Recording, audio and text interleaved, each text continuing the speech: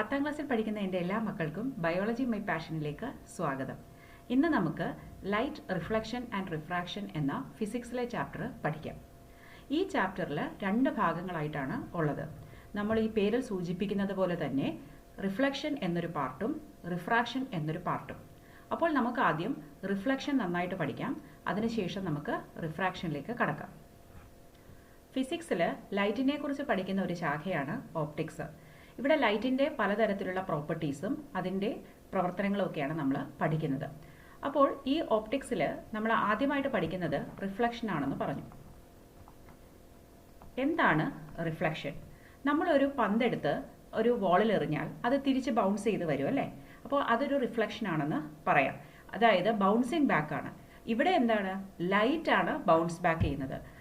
For example, ഞാനിപ്പോൾ ഇവിടെ ഇരിക്കുമ്പോൾ എനിക്ക് ഈ സ്ക്രീൻ കാണാം. എന്തുകൊണ്ടാണ് എനിക്ക് ഈ സ്ക്രീൻ കാണാൻ പറ്റുന്നത്? കാരണം ആ സ്ക്രീനിൽ തട്ടിയ ലൈറ്റ് അത് റിഫ്ലക്റ്റ് ചെയ്ത് എൻ്റെ കണ്ണിലേക്ക് പതിക്കുന്നത് കൊണ്ടാണ്. അപ്പോൾ ഏതൊരു ഒബ്ജക്റ്റും നമുക്ക് കാണണമെന്നുണ്ടെങ്കിൽ ആ ഒബ്ജക്റ്റിൽ പതിയുന്ന ലൈറ്റ് റിഫ്ലക്റ്റ് ചെയ്ത്, അതായത് ബൗൺസ് ബാക്ക് ചെയ്ത് തട്ടിത്തെറിച്ച് നമ്മുടെ കണ്ണുകളിൽ തിരിച്ചെത്തണം. അതുകൊണ്ട് തന്നെയാണ് നിങ്ങളിപ്പോൾ ഒരു ഇരുട്ട് റൂമിലാണ് നിൽക്കുന്നതെങ്കിലും ഒരു വെളിച്ചമുള്ള സ്ഥലത്ത് വെച്ചിരിക്കുന്ന വസ്തുവിനെ നിങ്ങൾക്ക് കാണാൻ കഴിയും. എന്തുകൊണ്ടാണ്? ആ വസ്തുവിൽ നിന്നുള്ള ലൈറ്റ് റിഫ്ലക്റ്റ് ചെയ്ത് നിങ്ങളുടെ കണ്ണിൽ പതിക്കുന്നു. ഇനി തിരിച്ചാണെങ്കിലോ, ആ വസ്തു ഒരു ഇരുട്ടത്താണ് ഇരിക്കുന്നത്, നിങ്ങൾ വെളിച്ചത്ത് നിൽക്കുന്നു, പക്ഷേ ആ വസ്തുവിൽ നിന്നുള്ള ലൈറ്റ് നിങ്ങളുടെ കണ്ണിൽ പതിക്കുന്നുണ്ടോ? ഇല്ല. അതുകൊണ്ട് തന്നെ നമുക്കത് കാണാനും സാധ്യമല്ല. അപ്പോൾ മനസ്സിലായില്ലേ? അപ്പോൾ ഇതാണ് നമ്മൾ റിഫ്ലക്ഷൻ എന്നതുകൊണ്ട് ഉദ്ദേശിക്കുന്നത്. ഇതൊരു ബോളാണെന്ന് കരുതുക, അല്ലെങ്കിൽ എന്തെങ്കിലും ഒരു ഓപ്പേക്ക് ആയിട്ടുള്ള വസ്തു. ഓപ്പേക്ക് എന്ന് പറഞ്ഞാൽ എന്താണ്? ട്രാൻസ്പെറന്റ് അല്ലാത്തത്, അതായത് ലൈറ്റ് കടത്തിവിടാൻ കഴിയാത്തത്. ഇപ്പോൾ കട്ടിയുള്ള എന്തിനേയും നമ്മൾ ഓപ്പേക്ക് എന്ന് പറയും. ഫോർ എക്സാമ്പിൾ, ഈ ബുക്ക് എടുത്താൽ ഇതൊരു ഓപ്പേക്ക് ആയിട്ടുള്ള വസ്തുവാണ് അല്ലേ?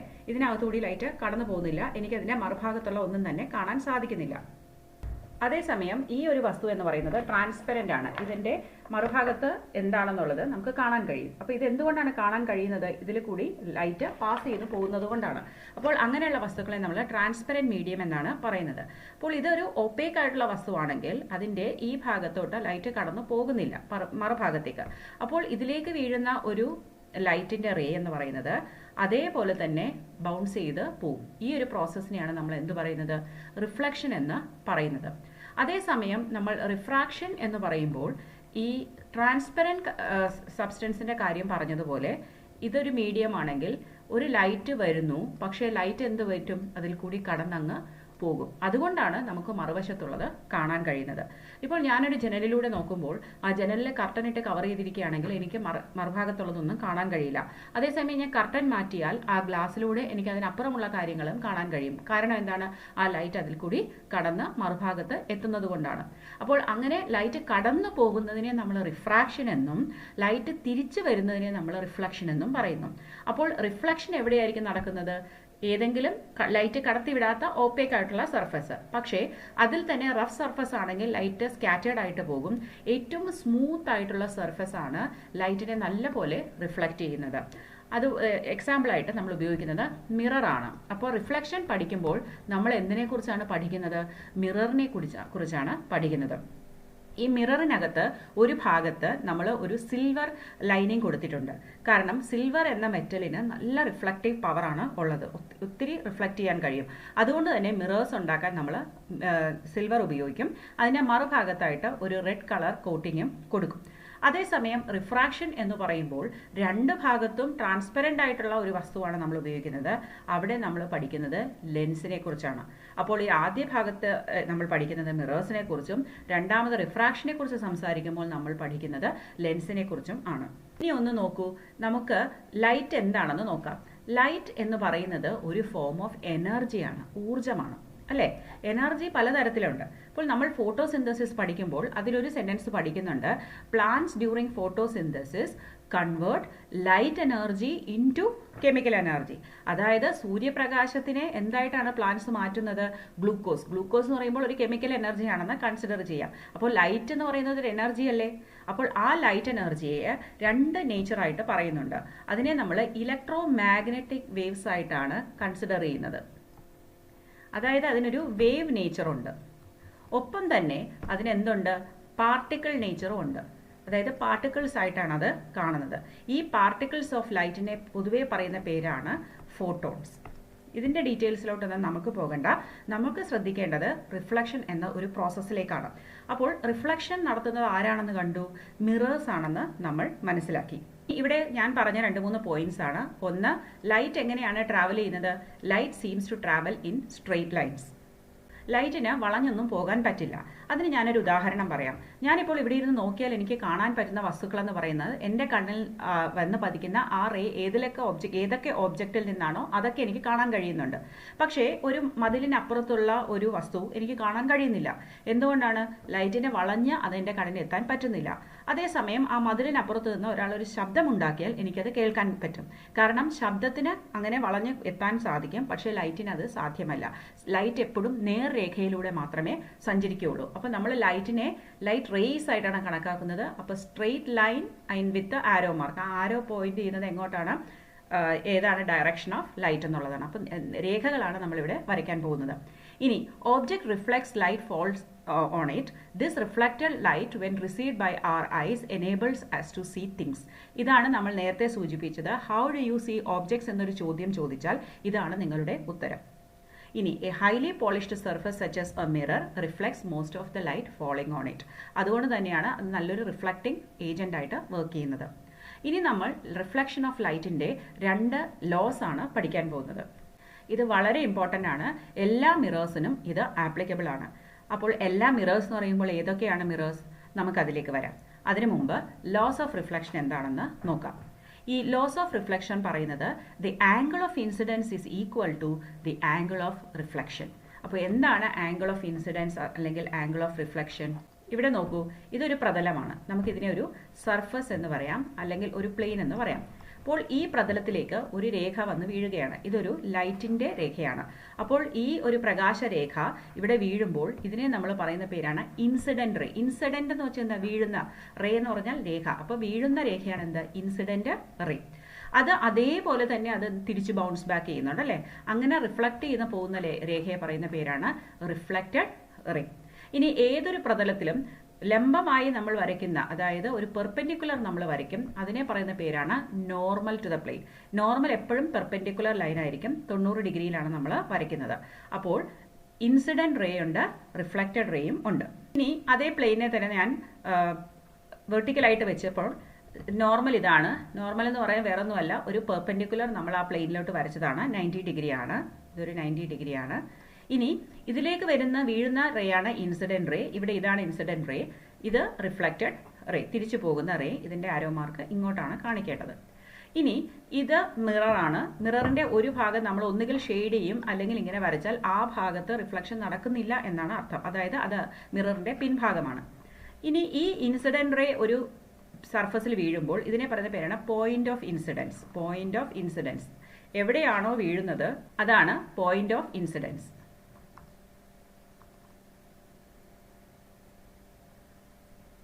ഇനി ഈ വീഴുന്ന ഇൻസിഡന്റ് റേ ഈ നോർമലുമായിട്ട് ഒരു ആംഗിൾ ഫോം ചെയ്യുന്നുണ്ട് അല്ലേ? ഒരു പ്രത്യേക ആംഗിളിലാണ് വന്ന് വീഴുന്നത്. ഈ ആംഗിളിനെ പറയുന്ന പേരാണ് ആംഗിൾ ഓഫ് ഇൻസിഡൻസ്, അഥവാ ഇങ്ങനെ നമുക്ക് എഴുതാം, ആംഗിൾ ഓഫ് ഇൻസിഡൻസ്. ഇനി തിരിച്ചു പോകുന്ന റിഫ്ലക്റ്റഡ് റേയും ഈ നോർമലുമായിട്ട് ഒരു ആംഗിൾ ഫോം ചെയ്യുന്നുണ്ട്. ആ ആംഗിളിനെ പറയുന്ന പേരാണ് ആംഗിൾ ഓഫ് റിഫ്ലക്ഷൻ. അപ്പോൾ ഇൻസിഡന്റ് റേ എന്താണെന്ന് മനസ്സിലായി, റിഫ്ലക്റ്റഡ് റേ മനസ്സിലായി, നോർമൽ എന്ന് പറഞ്ഞാൽ പെർപെൻഡിക്കുലർ ആണ്, ഇതാണ് പ്ലെയിൻ ഓഫ് ദ മിറർ. അപ്പോൾ ആദ്യത്തെ ലോ എന്താണ് പറഞ്ഞത്? ഈ ഇൻസിഡന്റ് റേയും നോർമലും റിഫ്ലക്റ്റഡ് റേ എല്ലാം ഒരേ പ്രതലത്തിലാണ് ഉള്ളത്. അതാണ് ആദ്യത്തെ ലോ. ഇനി രണ്ടാമത്തെ ലോ പറയുന്നത് എന്താണെന്ന് വെച്ചാൽ ഏത് ആംഗിളിലാണോ ഇൻസിഡന്റ് റേ വന്ന് വീഴുന്നത് അതേ ആംഗിളിൽ തന്നെയാണത് റിഫ്ലക്ട് ചെയ്യപ്പെടുന്നത്. ഫോർ എക്സാമ്പിൾ, ആംഗിൾ ഐ എന്ന് പറയുന്നത് ഒരു 40 ഡിഗ്രിയിലാണ് വന്ന് പതിക്കുന്നതെങ്കിൽ അത് എത്ര ഡിഗ്രിയിൽ റിഫ്ലക്ട് ചെയ്യും? 40 ഡിഗ്രിയിൽ തന്നെ റിഫ്ലക്ട് ചെയ്യും. 60 ഡിഗ്രിയിൽ പതിച്ചാലോ അത് 60 ഡിഗ്രിയിൽ തന്നെ റിഫ്ലക്ട് ചെയ്യും. പക്ഷേ ഈ നോർമലിൽ കൂടി നേരെ വന്ന് പതിച്ചാൽ അത് ഏതെങ്കിലും ആംഗിൾ ഉണ്ടാക്കുന്നുണ്ടോ? ഇപ്പോൾ ഇൻസിഡന്റ് റേയും ഇതിലാണെങ്കിൽ ഇതിൽ ലൈൻ വെച്ചിട്ട് പുറത്തുകൂടി വരയ്ക്കാം. ഇതാണ് ഇൻസിഡന്റ് റേ എന്ന് കരുതുക. ഇത് നോർമലിൽ കൂടിയാണ് വീഴുന്നത്. അപ്പൊ നോർമലും ഇൻസിഡന്റ് റേയും തമ്മിൽ എന്തെങ്കിലും ഒരു ആംഗിൾ ഉണ്ടോ? ഇല്ല. ഇവിടെ ആംഗിൾ എത്രയാണ്? 0 അല്ലേ? അപ്പൊ നോർമലിൽ കൂടി പതിക്കുകയാണെങ്കിൽ 0 ഡിഗ്രി ആയിരിക്കും അതിന്റെ ആംഗിൾ ഓഫ് ഇൻസിഡൻസ്. അപ്പോൾ റിഫ്ലക്ഷനും എങ്ങനെയായിരിക്കും? അതേ വഴിയിൽ തന്നെ തിരിച്ചു വരും. ആംഗിൾ ഓഫ് റിഫ്ലക്ഷനും 0 ഡിഗ്രി ആയിരിക്കും. അപ്പോൾ ഇത് ഇത്രയും ഓർത്തു വയ്ക്കുക. അപ്പോൾ ലോസ് ഓഫ് റിഫ്ലക്ഷൻ എന്താണ്? Angle of incidence is equal to the angle of reflection. അതുപോലെ incident ray, the normal to the mirror at the point of incidence and the reflected ray all lie in the same plane. ഇനി mirrors ആണ് reflect ചെയ്യുന്നതെന്ന് നമ്മൾ പഠിച്ചു. ഈ mirrors രണ്ട് തരത്തിലുണ്ട്. ഒന്നാമത്തെ തരം മിറേഴ്സ് എന്ന് പറയുന്നത് പ്ലെയിൻ മിറേഴ്സ് ആണ്. അതായത് ഫ്ലാറ്റ് ആയിട്ട് റിഫ്ലക്റ്റിംഗ് സർഫസ് വളരെ ഫ്ലാറ്റ് ആയിട്ടുള്ളതാണെങ്കിൽ നമ്മളതിനെ പ്ലെയിൻ മിറർ എന്ന് പറയുന്നു. സാധാരണയായിട്ട് നമ്മുടെ ഡ്രസ്സിംഗ് ടേബിളിലും അല്ലെങ്കിൽ നമ്മൾ മുഖം നോക്കുന്ന കണ്ണാടി എല്ലാം തന്നെ പ്ലെയിൻ മിറേഴ്സ് ആണ്. അപ്പോൾ ഇതിനൊരു ഫ്ലാറ്റ് സർഫസ് ആണ് ഉള്ളത്. അതേസമയം കേർവ്ഡ് സർഫസ് ആയിട്ടുള്ളെങ്കിൽ അതിനെ നമ്മൾ സ്ഫെറിക്കൽ മിറേഴ്സ് എന്നാണ് പറയുന്നത്. അപ്പോൾ സ്ഫെറിക്കൽ മിറേഴ്സ് എന്നതുകൊണ്ട് ഉദ്ദേശിക്കുന്നത് കേർവ്ഡ് സർഫസ് ആണ്. അത് രണ്ട് തരത്തിലാകാം. കേർവ്ഡ് ഇൻവേർട്സ്, ഇതിങ്ങനെ അകത്തേക്കാണ് കേർവ് ചെയ്തിരിക്കുന്നതെങ്കിൽ അതിനെ എന്ത് പറയും? അതായത് ഇവിടെ ഈ ഭാഗമാണ്, ഈ മറുഭാഗം, ഈ ഭാഗമാണ് എന്ത് ചെയ്യുന്നത്? റിഫ്ലക്ട് ചെയ്യുന്നത്. ആ റിഫ്ലക്ട് ചെയ്യുന്ന ഭാഗം ഉള്ളിലേക്ക് കുഴിഞ്ഞാണ് ഇരിക്കുന്നത്. അങ്ങനെയാണെങ്കിൽ നമ്മൾ അതിനെ കോൺകേവ് മിറർ എന്നും, തിരിച്ച് റിഫ്ലക്റ്റിംഗ് സർഫസ് പുറത്തേക്ക് ബൾജ് ചെയ്തിരിക്കുകയാണെങ്കിൽ ഇവിടെ ഈ ഭാഗമാണ് റിഫ്ലക്ട് ചെയ്യുന്നത്, ഇത് പുറത്തേക്കാണ് ഇരിക്കുന്നതെങ്കിൽ അതിനെ നമ്മൾ കോൺവെക്സ് മിറർ എന്നും പറയും. അപ്പോൾ മനസ്സിലായല്ലോ, കോൺകേവ് എന്ന് പറഞ്ഞാൽ ഉള്ളിലേക്ക് കുഴിഞ്ഞിരിക്കും, കോൺവെക്സ് എന്ന് പറഞ്ഞാൽ പുറത്തേക്ക് പ്രൊജക്റ്റ് ചെയ്തിരിക്കും. അതായത് നമ്മളൊരു സ്പൂൺ എടുത്ത് നോക്കിയാൽ അതിന് രണ്ട് ഭാഗമുണ്ട് അല്ലേ? ആ കുഴിഞ്ഞിരിക്കുന്ന ഭാഗമാണ് കോൺകേവ്, ആ പുറത്തുള്ള മറുഭാഗമാണ് കോൺവെക്സ്. അപ്പോൾ അങ്ങനെയാണ് നമ്മൾ മിറേഴ്സിനെ കണക്കാക്കുന്നത്. അപ്പോൾ പ്ലെയിൻ മിറേഴ്സും സ്ഫെറിക്കൽ മിറേഴ്സും ഉണ്ട്. പ്ലെയിൻ മിറേഴ്സിനെ നമ്മൾ ഈ ചാപ്റ്ററിൽ അധികം പഠിക്കുന്നില്ല, കാരണം നിങ്ങൾ 8ാം ക്ലാസ്സിൽ പ്ലെയിൻ മിറേഴ്സിനെ കുറിച്ച് കൂടുതലായിട്ട് പഠിച്ചു കഴിഞ്ഞു. ഇവിടെ നമ്മൾ ഫോക്കസ് ചെയ്യുന്നത് സ്ഫെറിക്കൽ മിറേഴ്സിലാണ്. എങ്കിലും പ്ലെയിൻ മിറേഴ്സിന്റെ ഇമേജിന്റെ കുറച്ച് പ്രത്യേകതകൾ മാത്രം നമുക്ക് മനസ്സിലാക്കി വെക്കാം. Characteristics of image formed by a plane mirror. Image formed by a plane mirror is always virtual and erect. അതായത് ഒരു ഇമേജ് ഒരു സ്ക്രീനിൽ പതിപ്പിക്കാൻ കഴിഞ്ഞാൽ നമുക്കതിനെ റിയൽ ഇമേജ് എന്നും, അതിനെ സ്ക്രീനിലല്ല ലഭിക്കുന്നത്, അത് ആ മിററിനകത്ത് തന്നെയാണ് ഫോം ചെയ്യുന്നതെങ്കിൽ അതിനെ വെർച്വൽ ഇമേജ് എന്നും പറയുന്നു.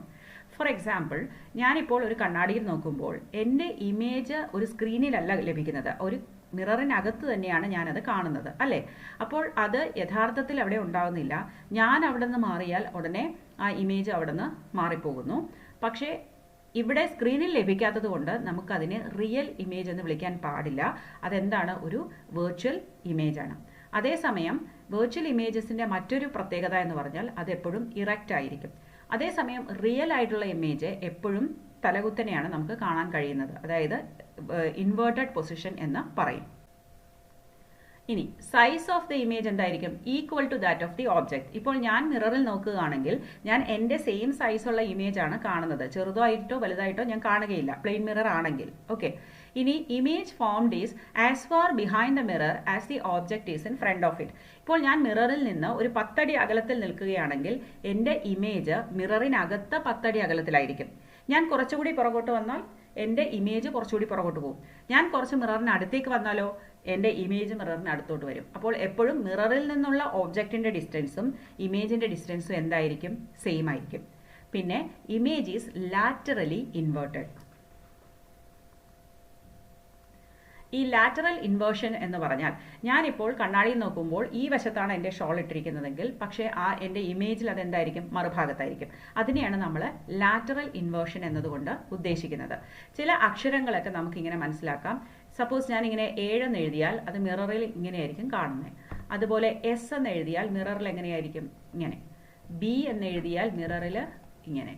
ഇതിനെയാണ് നമ്മൾ ലാറ്ററൽ ഇൻവേർഷൻ എന്ന് പറയുന്നത്. അപ്പോൾ ലാറ്ററൽ ഇൻവേർഷന്റെ ഏതെങ്കിലും ഒരു ഡെയിലി ലൈഫ് ആപ്ലിക്കേഷൻ ഓർമ്മ വരുന്നുണ്ടോ? നിങ്ങൾ ആംബുലൻസ് എന്ന വാഹനത്തിൽ എഴുതിയിരിക്കുന്നത് ശ്രദ്ധിച്ചിട്ടുണ്ടോ? അത് ആംബുലൻസ് എന്ന് നേരെയല്ല എഴുതിയിരിക്കുന്നത്, അത് ലാറ്ററൽ ഇൻവേർഷൻ ആയിട്ടാണ് എഴുതിയിരിക്കുന്നത്. അതെന്തുകൊണ്ടാണ്? നമ്മൾ ആ കണ്ണാടിയിൽ കൂടി നോക്കുമ്പോൾ ഡ്രൈവ് ചെയ്യുന്ന ഒരു ഡ്രൈവർ റിയർ വ്യൂ മിററിൽ കൂടെ നോക്കുമ്പോൾ പുറകിൽ വരുന്ന വാഹനം ആംബുലൻസ് ആണെന്ന് പെട്ടെന്ന് വായിച്ച് മനസ്സിലാക്കി അതിന് വഴിമാറി കൊടുക്കാൻ വേണ്ടിയിട്ടാണ് അവിടെ നമ്മൾ ലാറ്ററൽ ഇൻവേർഷൻ ഉപയോഗിക്കുന്നത്. അപ്പോൾ അതൊരു ഡെയിലി ആപ്ലിക്കേഷൻ ആണ്. സ്ഫെറിക്കൽ മിറർ എന്ന് വെച്ചാൽ നമ്മൾ ഈ ചാപ്റ്ററിൽ സ്ഫെറിക്കൽ മിറേഴ്സിനെ കുറിച്ചാണ് കൂടുതൽ പഠിക്കുന്നത്. സ്ഫെറിക്കൽ മിറേഴ്സ് എന്ന് പറഞ്ഞാൽ mirrors whose reflecting surfaces are spherical are called spherical mirrors. അതായത് ഇവിടെ നിങ്ങൾക്ക് കാണാം, ഇത് ഫ്ലാറ്റ് അല്ല അല്ലേ, ഇതിങ്ങനെ കേർവ് ചെയ്തിട്ടാണ് ഇരിക്കുന്നത്. ഞാൻ നേരത്തെ പറഞ്ഞു, reflecting surface of A spherical mirror may be curved inwards or outwards. A spherical mirror whose reflecting surface is curved inwards, that is faces towards the center of the sphere, is called a concave mirror. And spherical mirror whose reflecting surface is curved outwards is called a convex mirror. ഇവിടെ രണ്ട് mirror നിങ്ങൾക്ക് കണ്ട് മനസ്സിലാക്കാം. ഇവിടെ surface curved inwards ആയതുകൊണ്ട് ഇത് എന്താണ്? Concave. ഇവിടെ എന്താണ്? റിഫ്ലക്റ്റിംഗ് സർഫസ് ബൾജ്ഡ് ഔട്ട്, അതുകൊണ്ട് കോൺവെക്സ്. എപ്പോഴും ഓർത്ത് അത് കേവ്. കേവ് എന്ന് പറഞ്ഞാൽ എന്തായാലും ഗുഹ അല്ലേ? അകത്തേക്ക് ഗുഹ പോലെ അങ്ങനെ അകത്തേക്ക് കുഴിഞ്ഞിരിക്കുകയാണ്. അപ്പോൾ ഇത് കോൺകേവ്. ഈ മിററിനോട് ബന്ധപ്പെട്ട ചില പോയിന്റ്സ് ആണ് നമുക്ക് പഠിക്കേണ്ടത്. ഈ മിറർ എന്ന് ഉദ്ദേശിക്കുന്നത് ഒരു സ്ഫെറിക്കൽ മിററിന് കേർവ്ഡ് ആയിട്ടുള്ള ഒരു ഭാഗം ഉള്ളത് കൊണ്ട് തന്നെ ഇത് നമ്മളൊരു സ്ഫിയറിൽ നിന്ന് കട്ട് ചെയ്തെടുത്തതായിട്ടാണ് ഇമാജിൻ ചെയ്യുന്നത്. അപ്പോൾ ഇതൊരു സ്ഫിയറിന്റെ ഭാഗമായിരുന്നു, പക്ഷെ നമ്മളിപ്പോൾ ഇത്രയും ഭാഗം മാത്രമേ ഉപയോഗിക്കുന്നുള്ളൂ. അപ്പോൾ ആ സ്ഫിയറിന് ഒരു സെന്റർ ഉണ്ടായിരുന്നു അല്ലേ? ആ സെന്ററിനെ പറയുന്ന പേരാണ് centre of curvature. So centre of the sphere of which the mirror forms A part. അതായത് മിറർ ഏത് സ്ഫിയറിന്റെ സെന്റർ ആയിരുന്നു ആ സ്ഫിയറിന്റെ സെന്ററിനെയാണ് നമ്മൾ സെന്റർ ഓഫ് കർവേച്ചർ എന്ന് പറയുന്നത്. ഇനി ഈ റിഫ്ലക്റ്റിംഗ് ഇത് തൊട്ട് ഇതുവരെയുള്ള ഈ നീല ഭാഗമാണ് നമ്മുടെ റിഫ്ലക്റ്റിംഗ് സർഫസ്. അതിന്റെ സെന്റർ ഒരു പോയിന്റ് ആണ്, അതിനെ പറയുന്ന പേരാണ് പോൾ. അപ്പോൾ നമ്മൾ 3 ഡയമെൻഷൻ വ്യൂ നോക്കുകയാണെങ്കിൽ ഇങ്ങനെ വെച്ചിട്ട് ഈ ഒരു സെന്ററിലാണ് എന്ത് വരുന്നത്? ഒരു പോൾ വരുന്നത് അല്ലേ? സെന്റർ ഓഫ് ദി റിഫ്ലക്റ്റിംഗ്, ഇത്രയും റിഫ്ലക്റ്റിംഗ് സർഫസ് ആണ്, സെന്ററിലാണ് പോൾ വരുന്നത്. ഇനി ഈ സെന്റർ ഓഫ് കർവേച്ചറിനെയും പോളിനെയും കണക്ട് ചെയ്തിട്ട് നമ്മൾ ഒരു സ്ട്രെയിറ്റ് ലൈൻ വരയ്ക്കുകയാണെങ്കിൽ, ഇതൊരു ഇമാജിനറി ലൈനാണ്, ഇങ്ങനെ ഒരു ലൈൻ വരച്ചാൽ അതിനെ പറയുന്ന പേരാണ് പ്രിൻസിപ്പൽ ആക്സിസ്. അപ്പോൾ principal axis is the line, imaginary line connecting centre of curvature and the pole. ഇനി ഈ മിററിന്റെ റിഫ്ലക്റ്റിംഗ് സർഫസിന്റെ ഡയമീറ്റർ ഇത്രയാണ് അല്ലേ? ഇതിനെ നമ്മൾ എം ആൻഡ് എൻ എന്ന് മാർക്ക് ചെയ്താൽ ഇതിനെ പറയുന്ന പേരാണ് ഡയമീറ്റർ ഓഫ് ദ മിറർ. അതിനെ പറയുന്ന വേറൊരു പേരാണ് aperture of the mirror. Aperture എന്നാണ് പറയുന്നത്. ഇനി സെന്റർ ഓഫ് കർവേച്ചർ മുതൽ പോൾ വരെയുള്ള ഡിസ്റ്റൻസ് ഈ വൃത്തത്തിന്റെ അല്ലെങ്കിൽ ഈ സ്ഫിയറിന്റെ റേഡിയസ് ആണെന്ന് നമുക്ക് പറയാൻ പറ്റും അല്ലേ? ഇതിന്റെ ഹാഫ് അല്ലേ? അപ്പോൾ റേഡിയസ് ഓഫ് ദ സ്ഫിയർ ആണ് എന്ത്? C to P distance. അപ്പോൾ റേഡിയസ് ഓഫ് കർവേച്ചർ R ആണ്. അതിന്റെ മധ്യഭാഗത്തായിട്ടായിരിക്കും ആ മിററിന്റെ ഫോക്കസ് വരുന്നത്. ഫോക്കസിനെ കുറിച്ച് ഞാൻ പറയാം. അപ്പോൾ റേഡിയസ് ഓഫ് കർവേച്ചർ എന്ന് പറയുന്നത് distance between centre of curvature and pole. ഇത് ഇവിടെ നിങ്ങൾക്ക് കാണാം, ഇതാണ് റിഫ്ലക്റ്റിംഗ് സർഫസ്. ഈ ഭാഗമാണ് റിഫ്ലക്റ്റിംഗ് സർഫസ്. അപ്പോൾ ഇതിന്റെ സെന്റർ ആണ് എന്ത്? പോള്. അതൊരു സ്ഫിയറിന്റെ ഭാഗമായിരുന്നു. അപ്പോൾ അതിന്റെ സെന്റർ ആണ് centre of curvature. Centre of കർവേച്ചറും പോളും തമ്മിലുള്ള ഡിസ്റ്റൻസ് ആണ് R. പിന്നെ ഇതിൽ കൂടി ഡ്രോ ചെയ്യുന്ന ഒരു ലൈനാണ് പ്രിൻസിപ്പൽ ആക്സിസ്. പിന്നെ ഇതാണ് diameter of the aperture of the mirror. അപ്പോൾ ഈ ഡെഫിനിഷൻസ് എല്ലാം വളരെ ഇമ്പോർട്ടൻ്റ് ആണ്. പ്രിൻസിപ്പൽ ആക്സിസ് എന്ന് പറയുന്നത് normal to the mirror at its pole, അതായത് പോളിലേക്ക് ലംബമായി പതിക്കുന്ന ഒരു ലൈനാണ് എന്ത്? Principal axis. അതുകൊണ്ട് തന്നെ അതിനെ നമുക്ക് നോർമൽ എന്ന് വിളിക്കാം. നമ്മൾ പറയാൻ പോകുന്നത് വളരെ ഇമ്പോർട്ടൻ്റ് ആയിട്ടുള്ള ഒരു കോൺസെപ്റ്റ് ആണ്, ഫോക്കസ് ഓഫ് എ മിറർ അഥവാ principal focus of a concave mirror. അത് ഡെഫിനിഷൻ ചോദിക്കാം. A number of rays parallel to the principal axis are falling on a concave mirror. Observe the reflected rays. They are all meeting or intersecting at a point on the principal axis of the mirror. This point is called the principal focus of the concave mirror.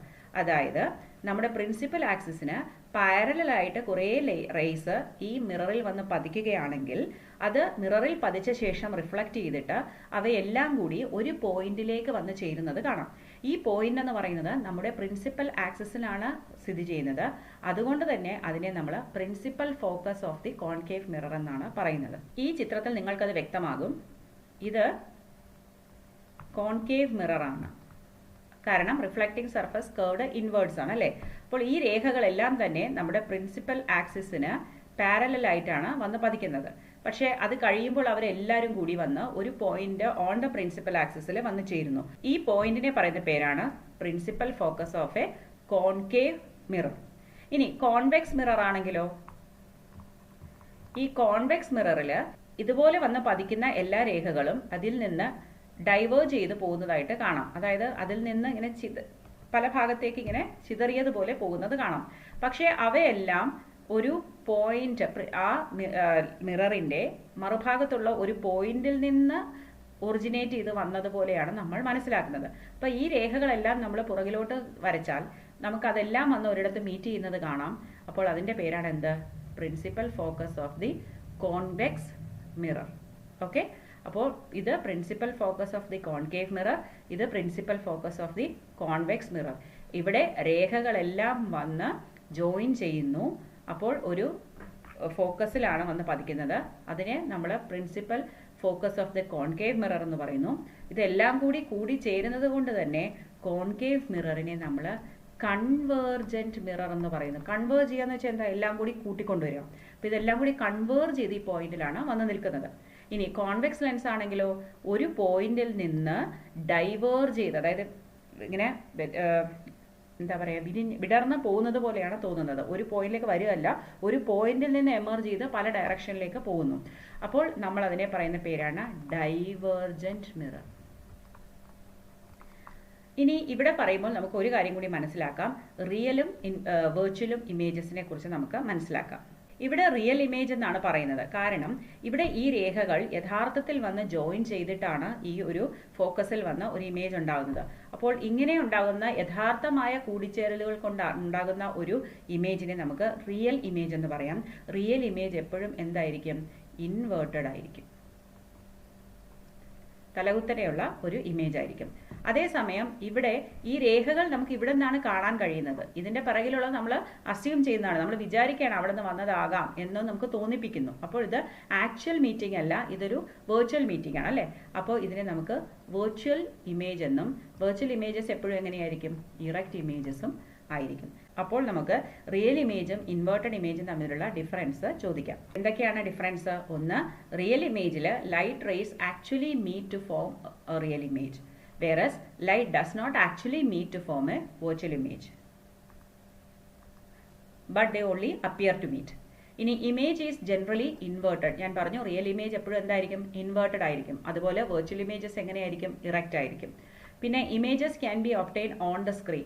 Real ഇമേജിനെ നമുക്കൊരു സ്ക്രീനിൽ ലഭിക്കും, കാരണം ആ രേഖകൾ വന്ന് join ചെയ്യുന്നുണ്ട് അല്ലേ. അതേസമയം വെർച്വൽ ഇമേജോ നമുക്കൊരു സ്ക്രീനിൽ ലഭിക്കാൻ സാധ്യമല്ല. അത് മിക്കവാറും ആ മിററിനകത്ത് അല്ലെങ്കിൽ ആ ലെൻസിനകത്ത് തന്നെയാണ് ഫോം ചെയ്യുന്നത്. ഇതപ്പോൾ വളരെ ഇമ്പോർട്ടൻ്റ് ആയിട്ടുള്ള ഒരു ക്വസ്റ്റൻ ആണ്. നല്ലപോലെ പഠിച്ചു വയ്ക്കുക, 2 മാർക്കിന് ചോദിക്കാം.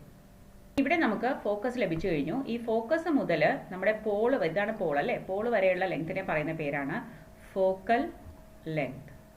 അപ്പോൾ ഇവിടെ ഇതാണ് പോള് മുതൽ ഫോക്കസ് വരെ ഇതാണ് ഫോക്കൽ ലെങ്ത്. ഫോക്കൽ ലെങ്തിനെ നമുക്ക് സ്മോൾ ലെറ്റർ എഫ് കൊണ്ട് റെപ്രസെന്റ് ചെയ്യാം. ഈ ഫോക്കൽ ലെങ്തും റേഡിയസ് ഓഫ് കർവേച്ചർ, അതായത് എവിടെയാണോ സെന്റർ ഓഫ് കർവേച്ചർ വരുന്നത് അതുവരെയുള്ള ഡിസ്റ്റൻസിനെയാണ് നമ്മൾ ആർ എന്ന് പറഞ്ഞത്.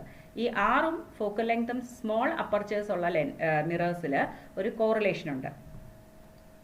മിക്കവാറും റേഡിയസ് ഓഫ് കർവേച്ചറിന്റെ പകുതിയായിരിക്കും എന്ത്? Focal length. അല്ലെങ്കിൽ നമുക്ക് പറയാം 2 focal length, double of focal length ആണ് എന്ത്? Radius of curvature. അത് സ്മോൾ അപ്പർച്ചർ ഉള്ള മിറേഴ്സിനാണ് ബാധകം. ഇനി നമുക്ക് image formation by spherical mirrors പഠിക്കാം. Position and size of the image. Position എന്ന് പറയുന്നത് എന്താണ്? പ്രിൻസിപ്പൽ ആക്സിസിൽ എവിടെയാണ് ഈ ഇമേജ് ഫോം ചെയ്യുന്നത് എന്നുള്ളതാണ് അതിന്റെ പൊസിഷൻ.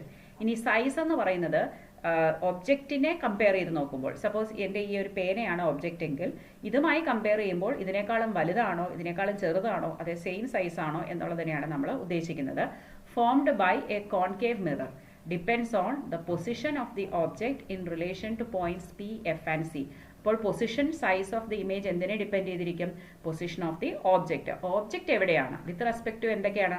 പോളുമായിട്ട്, അല്ലെങ്കിൽ ഫോക്കസിൽ നിന്ന് എവിടെയാണ്, അല്ലെങ്കിൽ സെന്റർ ഓഫ് കർവേച്ചറിൽ നിന്ന് എവിടെയാണ്, അതനുസരിച്ച് ഈ ഇമേജിന്റെ പൊസിഷനും ഇമേജിന്റെ സൈസും മാറിക്കൊണ്ടേയിരിക്കും. The image formed is real for some position. ചില സ്ഥലത്തേക്ക് നമുക്ക് റിയൽ ഇമേജ് ലഭിക്കാം, ചില സ്ഥലത്തേക്ക് എന്ത് കിട്ടും? വെർച്വൽ ഇമേജും ലഭിക്കും. The image is either magnified. Magnified എന്ന് പറഞ്ഞാൽ എന്താ? ഇതിപ്പോൾ യഥാർത്ഥ സൈസാണ്, ഇതിനേക്കാളും വലിയ ഒരു ഇമേജാണ് എനിക്ക് ലഭിക്കുന്നതെങ്കിൽ, ഈ പേനയുടെ തന്നെ വലിയൊരു ഇമേജ് ലഭിക്കുകയാണെങ്കിൽ അതിനെ മാഗ്നിഫൈഡ് ഇമേജ് എന്നും, ഇതിനേക്കാളും ചെറിയൊരു ഇമേജാണ് ലഭിക്കുന്നതെങ്കിൽ അതിനെ നമ്മൾ ഡിമിനിഷ്ഡ് ഇമേജ് എന്നും പറയും. ഇതെല്ലാം ഒബ്ജക്റ്റിന്റെ പൊസിഷനെ ഡിപ്പെൻഡ് ചെയ്തിരിക്കും. ഇനി കോൺവെക്സ് മിററിലും ഇത് തന്നെയാണ് കാര്യം. നമുക്ക് ഓരോന്നായിട്ട് നോക്കാം. ആദ്യം നമുക്ക് കോൺകേവ് മിററിന്റെ ഇമേജ് ഫോർമേഷൻസിനെ കുറിച്ച് പഠിക്കാം. അപ്പോൾ ഇമേജ് ഫോം ചെയ്യുന്നത് എവിടെയാണെന്ന് കണ്ടുപിടിക്കാൻ നമ്മൾ റേ ഡയഗ്രാംസ് ആണ് ഉപയോഗിക്കുന്നത്. നിങ്ങളുടെ ടെക്സ്റ്റ് ബുക്കിലുള്ള ഒരു ടേബിളാണ്. ഈ ടേബിൾ നല്ലപോലെ ബൈഹാർട്ട് ചെയ്യാവുന്നത് നിങ്ങൾക്ക് വളരെ ഉപകാരപ്രദമായിരിക്കും. ഇതിൽ ആദ്യത്തെ കോളത്തിൽ പറഞ്ഞിരിക്കുന്നത് പൊസിഷൻ ഓഫ് ദി ഓബ്ജക്റ്റ് ആണ്. At infinity, beyond C, at C, between C and F, at F between F and P. ഇതെന്തൊക്കെയാണെന്ന് നമുക്ക് നോക്കാം. ഇവിടെ നിങ്ങൾക്ക് കാണാൻ കഴിയും ഒരു കോൺകേവ് മിറർ ഉണ്ട്, സെന്റർ ഓഫ് കർവേച്ചർ മാർക്ക് ചെയ്തിട്ടുണ്ട്, ഫോക്കസ് മാർക്ക് ചെയ്തിട്ടുണ്ട്. അപ്പോൾ ഞാൻ ഇതിന്റെ പല പൊസിഷൻസ് നമുക്ക് നോക്കാം. ഇമേജ് ഈ പ്രിൻസിപ്പൽ ആക്സിസിൽ നിന്ന് കുറച്ച് വിട്ട് അകലെയാണെങ്കിൽ ഇതിനെ പറയുന്ന പൊസിഷൻ, ഈ പൊസിഷനാണ് എന്ത്? Infinity position. ഓക്കെ, അതായത് ഈ പ്രിൻസിപ്പൽ ആക്സിസിന് പുറത്താണെങ്കിൽ, ഇൻഫിനിറ്റി എന്ന് പറഞ്ഞാൽ അങ്ങ് അനന്തതയിൽ എന്നാണ് അർത്ഥമെങ്കിലും ഇവിടെ അങ്ങനെയല്ല ഉദ്ദേശിക്കുന്നത്. ഒരു 2-3 മീറ്റർ. ഇപ്പം ഞാൻ ഈ മുറിയിലിരുന്ന് പുറത്തുള്ള ഒരു മരത്തിനെയോ ഒരു ബിൽഡിങ്ങിനെയോ ഫോക്കസ് ചെയ്ത് അത് എനിക്ക് ഇൻഫിനിറ്റി ആണെന്ന് പറയാൻ കഴിയും. ഇനി ഈ പ്രിൻസിപ്പൽ ഫോക്കസിൽ തന്നെ സിയുടെ പുറത്താണെങ്കിൽ ഈ പൊസിഷനെ പറയുന്ന പേരാണ് ബിയോണ്ട് സി. സിയേക്കാളും പുറത്താണ് അല്ലേ, ബിയോണ്ട് സി, സിയുടെ അപ്പുറമാണ്. ഇനി അടുത്ത പൊസിഷൻ എവിടെ ആയിരിക്കും? ഇവിടെ അല്ലേ. ഈ പൊസിഷൻ എന്താണ്? At C. ഞാൻ ഈ ആരോ മാർക്ക് വരയ്ക്കുന്നത് ഓബ്ജക്റ്റ് ആണ് കേട്ടോ. ഇനി അടുത്ത പൊസിഷൻ ഓഫ് ഓബ്ജക്റ്റ് എന്തായിരിക്കാം? സിയുടെയും എഫിൻ്റെയും ഇടയിലായിരിക്കും. അപ്പോൾ between C and F. C എന്ന് പറയുന്നത് സെൻറ്റർ ഓഫ് കർവേച്ചർ, എഫ് എന്ന് പറയുന്നത് ഫോക്കസ്. ഇനി അടുത്ത പൊസിഷൻ എവിടെയാകാം? Focus, at focus. ഇനിയുള്ളത് ഈ എഫിനും പിക്കും ഇടയിലുള്ള ഒരു പൊസിഷനാണ്, between focus and pole. Okay, ഇത്രയും പൊസിഷൻസ് ആണ് നമ്മൾ മനസ്സിലാക്കുന്നത്. 1 infinity, 2 beyond C, 3 at C, 4 between C and F, 5 focus, 6 between F and P. ഇനി ഇമേജ് ഫോർമേഷനും ഇതിനെ ഡിപ്പെൻഡ് ചെയ്തിരിക്കും. അപ്പോൾ നമ്മളിവിടെ ഇൻഫിനിറ്റിയിൽ നിന്ന് റൈറ്റിലേക്കാണ് പോയത് അല്ലേ. ലെഫ്റ്റ് ഇൻഫിനിറ്റിയിൽ തുടങ്ങിയാൽ നമ്മൾ റൈറ്റിലേക്കാണ് മൂവ് ചെയ്ത് അവസാനത്തെ പൊസിഷനായ എഫിനും പിക്കും ഇടയിൽ വരെ എത്തി നിൽക്കുന്നു. ഇനി നമ്മുടെ ഇമേജ് ഒരു റിവേഴ്സ് ഫോമിലാണ് വരുന്നത്. ആദ്യത്തെ കേസിൽ ഇൻഫിനിറ്റിയിലായിരുന്നു നമ്മുടെ ഓബ്ജക്റ്റ്. അങ്ങനെയാണെങ്കിൽ നമുക്ക് ഇമേജ് ലഭിക്കുന്നത് ഫോക്കസിലാണ്. എപ്പോഴും ഓർത്തോളുക, ഇൻഫിനിറ്റി ഫോക്കസ് റിലേറ്റഡ് ആണ്. ഓബ്ജക്റ്റ് ഇൻഫിനിറ്റിയിലാണെങ്കിൽ ഇമേജ് ഫോക്കസിൽ, ഓബ്ജക്റ്റ് ഫോക്കസിലാണെങ്കിൽ ഇമേജ് ഇൻഫിനിറ്റിയിൽ. ഓക്കെ, അപ്പോൾ ഇവിടെ നമുക്ക് ഫോക്കസിലാണ് കിട്ടുന്നത്. പക്ഷേ ഈ ഇമേജ് എന്ന് പറയുന്നത് വളരെ ചെറിയ പോയിന്റ് സൈസ്ഡ് ഇമേജ് ആണ്, ഡിമിനിഷ്ഡ് ആണ്. ഇനി ഇത് ആക്ച്വൽ മീറ്റിംഗ് ഓഫ് റേസ് ആണ് ഉണ്ടാക്കുന്നത്, അതുകൊണ്ട് തന്നെ ഇതൊരു റിയൽ ഇമേജ് ആയിരിക്കും. ഇനി അടുത്ത പൊസിഷൻ ഏതാണ്? Beyond C. ഇത് ബിയോണ്ട് സി, ഞാൻ പറഞ്ഞു ഇവിടെ നമ്മൾ ലെഫ്റ്റിൽ നിന്ന് റൈറ്റിലേക്കാണ് പോകുന്നത്. അതേസമയം നമ്മുടെ ഇമേജോ റൈറ്റിൽ നിന്ന് ലെഫ്റ്റിലേക്കാണ് വരുന്നത്. പക്ഷേ സ്റ്റാർട്ട് ചെയ്യുന്ന പോയിന്റ് ഇവിടെ എഫിൽ നിന്നാണെന്ന് ഓർക്കുക. അങ്ങനെയാണ് അടുത്ത പൊസിഷൻ എന്തായിരിക്കും? ഇവിടെ അല്ലേ, ബിറ്റ്വീൻ സി ആൻഡ് എഫ്. അപ്പോൾ ഓബ്ജക്റ്റ് ബിയോണ്ട് സി ആണെങ്കിൽ ഇമേജ് നമുക്ക് എവിടെ കിട്ടും? ബിറ്റ്വീൻ സി ആൻഡ് എഫ് ആണ് കിട്ടുന്നത്. ഇതൊരു ചെറിയ ഇമേജ് ആയിരിക്കും, ആക്ച്വൽ സൈസിനേക്കാളും ചെറുതായിരിക്കും. ഇനി മൂന്നാമത്തെ പൊസിഷൻ എന്ന് പറയുന്നത് അറ്റ് സി ആണ് അല്ലേ. ഇങ്ങോട്ട് പോകുമ്പോൾ മൂന്നാമത്തെ അറ്റ് സി ആണ്, ഇവിടെ നിന്ന് വരുമ്പോൾ അടുത്ത സി ആണ് പൊസിഷൻ. അപ്പോൾ ഇമേജും സെയിം സിയിൽ തന്നെയാണ് ലഭിക്കുന്നത്. അപ്പോൾ മൂന്നാമത്തെ position at C. If objects is at C, image എവിടെയായിരിക്കും? അറ്റ് സിയിൽ തന്നെയാണ് ലഭിക്കുന്നത്. ഇനി ഇവിടെയോ സൈസ് എങ്ങനെയാണ്? സെയിം സൈസ് ആയിരിക്കും. ഇനി ബിറ്റ്വീൻ സി ആൻഡ് എഫ് ആണ് ഓബ്ജക്റ്റ്. ഇനി അടുത്ത പൊസിഷൻ നമുക്ക് എവിടെയുള്ളത്? ബിയോണ്ട് സി അല്ലേ. ഇവിടെ ബിയോണ്ട് സിയിലാണ് ഫോം ചെയ്യുന്നത്. അത് ഒരു എൻലാർജ്ഡ് ഇമേജ് ആണ്. ഇനി അടുത്തത് എവിടെയാണ്? എഫ്. എഫിലാവുമ്പോഴോ ഞാൻ നേരത്തെ പറഞ്ഞു ഇൻഫിനിറ്റിയിലായിരിക്കും. അതൊരു ഹൈലി എൻലാർജ്ഡ് ഇമേജ് ആണ്. പക്ഷെ നമുക്കിനി ഒരു പൊസിഷനും കൂടെ ഉണ്ടല്ലേ, എഫ് ആൻഡ് പിക്ക് ഇടയ്ക്കുള്ളൊരു പൊസിഷൻ. ഇനി ഈ വശത്ത് നമുക്ക് സ്ഥലമില്ല, കാരണം നമുക്കറിയാം ഇൻഫിനിറ്റി വരെ കഴിഞ്ഞു. പക്ഷേ ഈ ഒരു പൊസിഷൻ്റെ ഇമേജ് ഇവിടെ എങ്ങും ഫോം ചെയ്യില്ല. അത് appear to form here on the other side of the mirror, അല്ലെങ്കിൽ നമുക്ക് പറയാം behind the mirror. Behind the mirror ആവുമ്പോൾ ഇത് ആക്ച്വൽ മീറ്റിംഗ് കൊണ്ടല്ല ഉണ്ടാകുന്നത്. അതുകൊണ്ട് തന്നെ ഇതൊരു വെർച്വൽ ആൻഡ് ഇറക്റ്റ് ഇമേജ് ആയിരിക്കും. അപ്പോൾ ഇതുവരെ നമ്മൾ കണ്ട എല്ലാ ഇമേജസും റിയൽ ആൻഡ് ഇൻവേർട്ട്, ഇതെല്ലാം റിയലും ഇൻവേർട്ടഡും ആയിരുന്നു. ഒൺലി ലാസ്റ്റ് പൊസിഷനിൽ വെർച്വൽ ആൻഡ് ഇറക്റ്റ് ആയിരിക്കും. അപ്പോൾ ഈ ഒരു ടേബിളിൽ പറയുന്നത് ഇത്രയും കാര്യങ്ങളാണ്: ഒബ്ജക്റ്റിൻ്റെ പൊസിഷൻ, ഇമേജിൻ്റെ പൊസിഷൻ, സൈസ്, നേച്ചർ. അപ്പോൾ നമുക്ക് ഒന്നുകൂടി പറഞ്ഞു നോക്കാം. ഒബ്ജക്റ്റ് ഇൻഫിനിറ്റിയിലാവുമ്പോൾ ഇമേജ് ഫോക്കസിൽ, പോയിന്റ് സൈസ് ഡിമിനിഷ്ഡ്. ഇതിൽ ആദ്യത്തെ ഈ പൊസിഷൻസ് എല്ലാം എന്താണ്? റിയൽ ആൻഡ് ഇൻവേർട്ടഡ് ഇമേജസ് ആണ്. ഇനി ബിയോണ്ട് സി വരുമ്പോഴോ between C and F diminished, real and inverted. At C വരുമ്പോൾ at C same size, real and inverted. Between C and F വരുമ്പോഴോ beyond C enlarged and real and inverted. At F വരുമ്പോൾ infinity, enlarged, real and inverted. Between F and P, behind the mirror, virtual and erect, enlarged. Okay, ഇനി ഈ positions ഒക്കെ നമ്മൾ ray diagram ഉപയോഗിച്ച് കാണിക്കണം. അതായത് നമ്മളൊരു ഒബ്ജക്റ്റിനെ നോക്കുമ്പോൾ, ഫോർ എക്സാമ്പിൾ ഇതാണ് ഞാനൊരു ഒബ്ജക്റ്റായിട്ട് എടുക്കുന്നതെങ്കിൽ ഇതിൽ നിന്ന് ഓരോ പോയിന്റിൽ നിന്നും ധാരാളം പ്രകാശരശ്മികൾ വരുന്നുണ്ട്. പക്ഷേ റേ ഡയഗ്രാം വരയ്ക്കുമ്പോൾ നമുക്കതെല്ലാം കൂടി വരച്ചു കഴിഞ്ഞാൽ കൺഫ്യൂഷൻ ആയിപ്പോകും. അതുകൊണ്ട് തന്നെ നമ്മൾ ഏതെങ്കിലും രണ്ട് റേസ് നമുക്ക് വളരെ ഉപകാരപ്രദമായ അല്ലെങ്കിൽ കൺവീനിയൻ്റ് ആയിട്ടുള്ള രണ്ട് റേസ് എടുത്തിട്ട് ആ രണ്ട് റേ റിഫ്ലക്ഷൻ കഴിഞ്ഞ് എവിടെ ജോയിൻ ചെയ്യുന്നു അല്ലെങ്കിൽ എവിടെ അപ്പിയർ ടു മീറ്റ് അതനുസരിച്ച് നമുക്ക് റേ ഡയഗ്രാംസ് ഉണ്ടാക്കാം. അപ്പോൾ റേ ഡയഗ്രാംസ് ഉണ്ടാക്കാൻ നമുക്ക് രണ്ട് റേസ് മാത്രം മതി. നമുക്കപ്പോൾ ആദ്യത്തെ റൂൾ നോക്കാം. ഒരു റേ പ്രിൻസിപ്പൽ ആക്സിസിന് പാരലൽ ആയിട്ടാണ് വരുന്നതെന്ന് വിചാരിക്കുക. ഇത് പ്രിൻസിപ്പൽ ആക്സിസ്, അപ്പോൾ അതിന് പാരലൽ ആയിട്ട് വരുന്നു. അപ്പോൾ അത് റിഫ്ലക്റ്റ് ചെയ്തിട്ട് എങ്ങനെ പോകണം? ഫോക്കസിൽ കൂടി കടന്നു പോകും. അപ്പോൾ റേ വരയ്ക്കുമ്പോൾ ആരോ മാർക്ക് വരയ്ക്കാൻ മറക്കരുത്. ഇത് ആദ്യത്തെ റൂൾ എന്താണ്?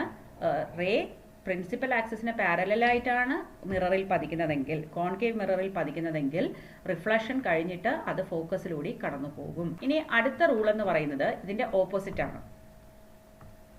അപ്പോൾ എങ്ങനെയാണ് വരുന്നത്? ഈ രേഖ കടന്നു വരുന്നത് പ്രിൻസിപ്പൽ ഫോക്കസിൽ കൂടെയാണ്. അപ്പോൾ അതെങ്ങനെ പോകും റിഫ്ലക്ഷൻ കഴിഞ്ഞിട്ട്? അപ്പോൾ ഫോക്കസിലൂടെ കടന്നു വരുന്ന ഒരു രേഖ റിഫ്ലക്ഷന് ശേഷം ഈ പ്രിൻസിപ്പൽ ആക്സിസിന് പാരലൽ ആയിട്ടാണ് തിരിച്ചു പോകുന്നത്. അപ്പോൾ നമ്മൾ എപ്പോൾ ഒരു രേഖ ഫോക്കസിൽ കൂടി വരച്ചാലും റിഫ്ലക്ഷന് ശേഷം എങ്ങനെ വരയ്ക്കണം? അത് പാരലൽ ആയിട്ട് തന്നെ വരയ്ക്കണം. അടുത്തതായിട്ട് നമ്മൾ പറയുന്നത്, ഈ ഒരു സെന്റർ ഓഫ് കർവേച്ചറിൽ കൂടി ഒരു രേഖ കടന്നുപോയാൽ എന്ത് സംഭവിക്കും? ഈ സെന്റർ ഓഫ് കർവേച്ചറിൽ കൂടി കടന്നുപോയാൽ അത് ആ രേഖയിൽ കൂടി തന്നെ തിരിച്ച് പോകും. നമ്മൾ നേരത്തെ കണ്ടു, നോർമലിലൂടെ വരുന്ന രേഖ യാതൊരു റിഫ്ലക്ഷൻ ആംഗിളും ഇല്ലാതെ തിരിച്ചു പോകുന്നു അല്ലേ? അപ്പോൾ ഇതിൽ നിന്ന് എന്ത് മനസ്സിലാക്കാം? ഈ സെന്റർ ഓഫ് കർവേച്ചറിൽ കൂടി വരുന്ന രേഖ ഈ ഒരു സർഫസിലേക്ക് ഒരു നോർമൽ അല്ലെങ്കിൽ പെർപെൻഡിക്കുലർ ആയിട്ടാണ് പതിക്കുന്നത്. അതുകൊണ്ട് തന്നെയാണ് അത് തിരിച്ച് ആ രേഖയിലൂടെ തിരിച്ചു പോകുന്നത്. അപ്പോൾ നിങ്ങൾ റേ ഡയഗ്രത്തിൽ എപ്പോൾ ഒരു രേഖ സിയിൽ കൂടി വരച്ചാലും തിരിച്ച് അതിൽ കൂടി തന്നെ അത് റീട്രേസ് ചെയ്ത് പോകും. ഇനി മറ്റൊരു കണ്ടീഷൻ, ഒരു ആംഗിളിലാണ് ഇത് പോളിലേക്ക് വന്ന് വീഴുന്നതെങ്കിൽ, ഫോർ എക്സാമ്പിൾ ഒരു 45 ഡിഗ്രിയിലാണെങ്കിൽ നമ്മൾ നേരത്തെ പറഞ്ഞതുപോലെ അതേ ആംഗിളിൽ തന്നെ അത് റിഫ്ലക്റ്റ് ചെയ്യും. ആംഗിൾ എക്സിലാണെങ്കിൽ ഇവിടെയും ആംഗിൾ എക്സിൽ കൂടി തന്നെ അത് റിഫ്ലക്റ്റ് ചെയ്ത് പോകും. അപ്പോൾ ഇങ്ങനെ ഒബ്ലിക്കായിട്ട് പതിക്കുന്ന രേഖകൾ അതേ ആംഗിളിൽ തിരിച്ചു വരയ്ക്കാൻ ശ്രദ്ധിക്കുക. അപ്പോൾ ഈ 4 റൂൾസ് മനസ്സിലാക്കിയാൽ മാത്രമേ നിങ്ങൾക്ക് റേ ഡയഗ്രാം വരയ്ക്കാൻ പറ്റുള്ളൂ. അപ്പോൾ ഏതൊക്കെയാണ്? ഒരു പ്രിൻസിപ്പൽ ആക്സിസിന് പാരലലായിട്ട് വന്ന് പതിക്കുന്ന രേഖകൾ റിഫ്ലക്ഷന് ശേഷം ഫോക്കസിൽ കൂടി കടന്നു പോകും. ഫോക്കസിൽ കൂടി കടന്നു വന്ന് പതിക്കുന്ന രേഖകൾ റിഫ്ലക്ഷന് ശേഷം പാരലലായിട്ട് തിരിച്ചു പോകും. സെന്റർ ഓഫ് കർവേച്ചറിൽ കൂടി കടന്നു വരുന്ന രേഖകൾ അതുപോലെ തന്നെ തിരിച്ചു പോകും. റിഫ്ലക്ഷൻ അതേ രേഖയിൽ തന്നെ തിരിച്ചു പോകും. ഒബ്ലിക്കായിട്ട് പതിക്കുന്ന രേഖകൾ അതേ സെയിം ആംഗിളിൽ തന്നെ റിഫ്ലക്റ്റ് ചെയ്യും. അപ്പോൾ ഈ 4 റൂൾസ് മനസ്സിൽ വെച്ചുകൊണ്ട് നമുക്ക് നേരത്തെ പറഞ്ഞ ആ ഓരോ പൊസിഷനിലും ഒബ്ജക്റ്റ് വന്നാൽ ഇമേജ് ഫോം ചെയ്യുന്ന പൊസിഷൻ നമ്മളിപ്പോൾ ഓൾറെഡി പഠിച്ചു കഴിഞ്ഞു. അതെങ്ങനെയാണ് ഫോം ചെയ്യുന്നതെന്നുള്ള റേ ഡയഗ്രാം വരയ്ക്കാം. ആദ്യത്തെ സ്റ്റേജ് അല്ലെങ്കിൽ ആദ്യത്തെ റേ ഡയഗ്രത്തിൽ പൊസിഷൻ എവിടെയായിരുന്നു?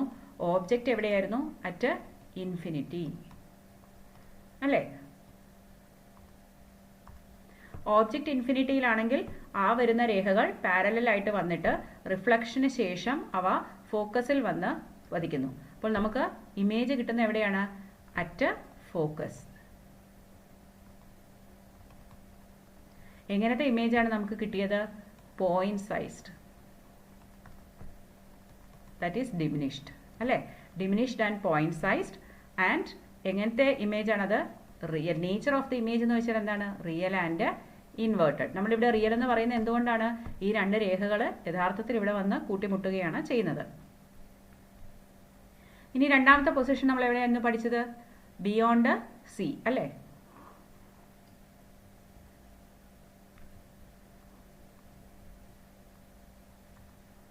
ഇവിടെ നമുക്ക് ഓബ്ജക്റ്റ് ബിയോണ്ട് സി കാണാം.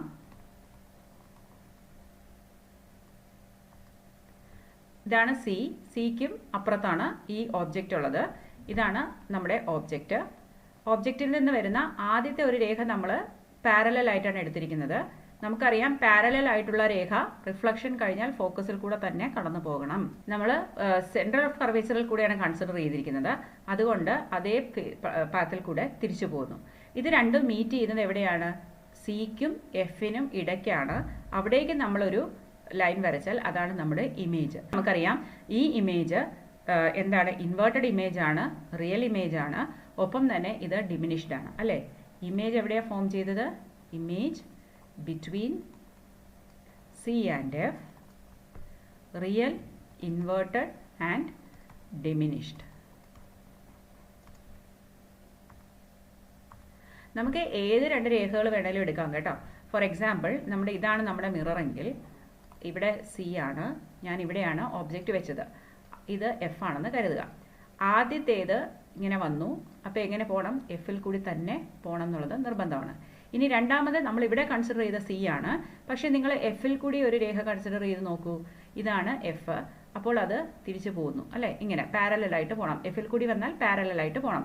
അപ്പോൾ ഇത് രണ്ടും കൂടെ എവിടെയാണ് മീറ്റ് ചെയ്യുന്നത്? ഈ ഒരു പോയിന്റിലാണ് ഈ രേഖകൾ, റിഫ്ലക്റ്റഡ് റേസ് രണ്ടും മീറ്റ് ചെയ്യുന്നത്. അവിടേക്ക് നിങ്ങളൊരു വരയ്ക്കുന്നതാണ് നിങ്ങളുടെ ഇമേജ്. അപ്പോൾ images between C and F. ഏതെങ്കിലും രണ്ട് രേഖകൾ നിങ്ങൾക്ക് ചൂസ് ചെയ്യാം.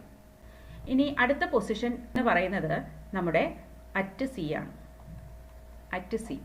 അറ്റ് സി ആകുമ്പോൾ ആദ്യത്തെ രേഖ നേരെ പോകുന്നു, അതുകൊണ്ട് തന്നെ അത് ഫോക്കസിൽ കൂടി വരുന്നു.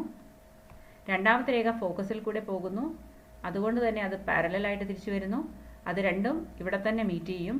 So image also at C, real, inverted, same size. അപ്പോൾ ഈ ഒരു പൊസിഷനിൽ മാത്രമാണ് നമുക്ക് സെയിം സൈസ് ആയിട്ടുള്ള ഇമേജ് ലഭിക്കുന്നത്. അതെവിടെയാണ്? ഒബ്ജക്റ്റ് പൊസിഷൻ അറ്റ് സി ആയിരിക്കുമ്പോഴാണ് അങ്ങനെ സംഭവിക്കുന്നത്. അപ്പോൾ ഇത് അല്പം ശ്രദ്ധിച്ച് വരച്ചില്ല എന്നുണ്ടെങ്കിൽ നിങ്ങൾക്ക് കിട്ടാൻ പാടാണ്. അപ്പോൾ നിങ്ങൾ റേ ഡയഗ്രാം വരയ്ക്കുമ്പോൾ ഈ സിയും എഫും തമ്മിലുള്ള അകലമൊക്കെ ഒന്ന് സ്കെയിൽ വെച്ച് അളന്ന് വരച്ചാൽ മാത്രമേ, അതുപോലെ ഷാർപ്പ് പെൻസിൽ ഉപയോഗിച്ച് കൃത്യമായി വരച്ചാൽ മാത്രമേ ഈ രണ്ട് പോയിന്റ്സ് നിങ്ങൾക്ക് ഇവിടെ കോയിൻസൈഡ് ചെയ്ത് കിട്ടുള്ളൂ. ഇനി അടുത്ത പൊസിഷൻ എന്താണ്? Object between C and F. അപ്പോൾ ഈ ഒബ്ജക്റ്റിലെ ആദ്യത്തെ ലൈൻ പാരലലായിട്ട് പോയതുകൊണ്ട് തന്നെ അതെങ്ങനെ തിരിച്ചു പോകണം? ഫോക്കസിൽ കൂടെ. രണ്ടാമത്തേത് ഫോക്കസിൽ കൂടെ പോയതുകൊണ്ട് തന്നെ എങ്ങനെ പോകണം? പാരലലായിട്ട്. അപ്പോൾ അത് രണ്ടും കൂടി ജോയിൻ ചെയ്യുന്ന ഒരു പൊസിഷൻ, ഞാൻ വരച്ചപ്പോൾ അത് വ്യത്യാസമായി. ഇത് രണ്ടുമാണ് അത് ജോയിൻ ചെയ്തത്. അപ്പോൾ പ്രിൻസിപ്പൽ ആക്സിസിൽ നിന്ന് നമ്മൾ അവിടേക്ക് കണക്ട് ചെയ്യുമ്പോൾ കിട്ടുന്നതാണ് നമ്മുടെ ഇമേജ്. ഇവിടെ ഇമേജിൻ്റെ സൈസ് നമുക്ക് മനസ്സിലായി, ഈ ഒബ്ജക്റ്റ് സൈസിനേക്കാളും എൻലാർജ്ഡ് ആണ് അല്ലേ. അപ്പോൾ ഇവിടെ കിട്ടുന്ന എവിടെയാണ്? Beyond C, real, inverted, enlarged. നമ്മുടെ ആക്ച്വൽ സൈസിനേക്കാളും വലിയൊരു ഇമേജാണ് നമുക്ക് ലഭിച്ചിരിക്കുന്നത്. ഇനി അടുത്ത പൊസിഷൻ അറ്റ് എഫ് ആണ്. നമുക്കറിയാം എഫും ഇൻഫിനിറ്റിയും തമ്മിൽ ഇന്റർലിങ്ക്ഡ് ആണ് അല്ലേ. ഇവിടെ ഇമേജ് എവിടെ ഫോം ചെയ്യും? ഇൻഫിനിറ്റിയിൽ.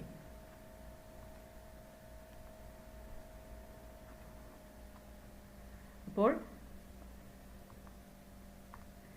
ഓബ്ജക്റ്റ് അറ്റ് എഫ് ആകുമ്പോൾ ആദ്യത്തേത് നമ്മൾ നേരത്തെ പറഞ്ഞ പോലെ പാരലായിട്ട് വരുന്നു, സോ ഫോക്കസിൽ കൂടി കടന്നു പോകുന്നു. ഇനി രണ്ടാമത്തേത് എങ്ങനെയാണ്? നമ്മുടെ സെൻറ്റർ ഓഫ് കർവേച്ചറിൽ കൂടി കടന്നു പോകുന്ന രേഖ നമ്മൾ കൺസിഡർ ചെയ്തു.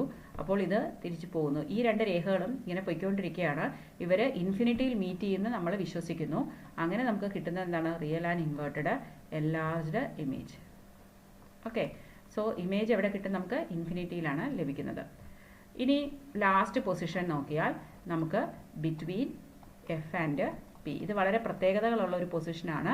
കാരണം ഈ ഒരു പൊസിഷനിൽ മാത്രമാണ് നമുക്കൊരു വെർച്വൽ ആൻഡ് ഡയറക്റ്റ് ഇമേജും other side of the mirror ലഭിക്കുന്നത്. ഇതുവരെയുള്ള എല്ലാ ഇമേജും നമുക്ക് ലഭിച്ചത് മിററിന്റെ മുന്നിൽ തന്നെയായിരുന്നു. അതുകൊണ്ട് തന്നെ അതെല്ലാം ആക്ച്വൽ മീറ്റിംഗ് കൊണ്ടുമായിരുന്നു, റിയൽ ആൻഡ് ഇൻവേർട്ടഡ് ആയിരുന്നു.